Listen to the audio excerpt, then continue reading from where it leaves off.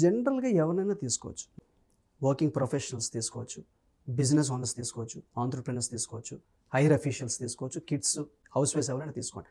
ఇప్పటికి నేను world wide almost 12 కంట్రీస్కి రీచ్ అయ్యి ఇలాంటి వాళ్ళు ఎంతోమంది నేను ట్రైన్ చేశాను. Okay, they are not normal people.